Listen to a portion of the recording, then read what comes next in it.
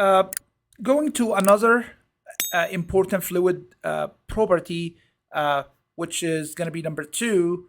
I'm going to call that the weight density. This is not really a famous name for that property. It's always known as the specific weight.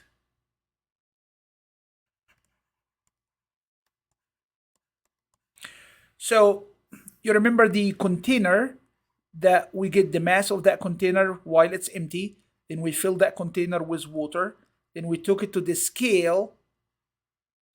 We can get the full weight of the container and the water inside. Then we can actually extract the weight of liquid. And this container, as we mentioned in the previous video, has the unit volume. For example, we are talking about 1 cubic meter into that container. This is just for example, it's 1 cubic meter of liquid water. Then we got the weight. In the previous property, we converted the weight into mass, right? By the gravity acceleration. No, here in this case, this is actually the weight of unit volume. That's why we sometimes call that weight density. The mass density was the mass of unit volume, while the weight density with the specific weight is the weight of unit volume. So this will be the specific weight. Specific weight usually take the symbol gamma. That's a standard symbol for it. You draw it that way, you draw it that way. It's depending on the reference book that you are dealing with. I like to stick the first symbol here. So actually gamma is equal to the weight of unit volume. So it's actually weight over volume. I'm going to call that small w for the weight. And the volume is going to be V with the middle line. So that's gamma is weight over volume.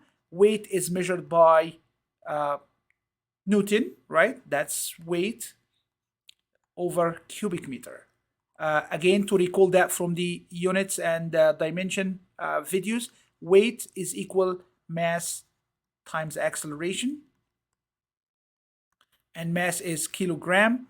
Acceleration is meter per second square. So the weight has a unit of kilogram meter per second square, which we call that Newton as a combined unit. So gamma, or the specific weight, is going to equal the weight over the volume. So we know that weight is simply mass times the acceleration. So I can break down the numerator of this equation to be rho times the gravity acceleration g divided by the volume. Now I can combine this. Sorry, I think I did a mistake here. That should be mass, is not density. Just my brain is speeding up over my handwriting. So that's mass over volume. I can combine mass over volume and can write down that as the mass density times the gravity acceleration. So now we have two definitions of the specific weight. Either it's the weight divided by the volume, or it is simply the density or mass density multiplied by the gravity acceleration. So you can use any one of the two formulas to calculate the specific weight. For example, if I want to get the specific weight of water, it will be the density of water times the gravity acceleration. So it's going to be 1,000 times gravity acceleration is 9.81.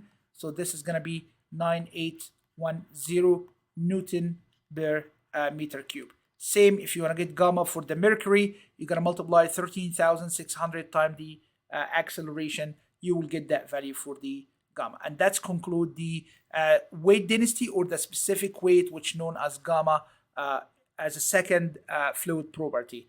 Let's move to the next one.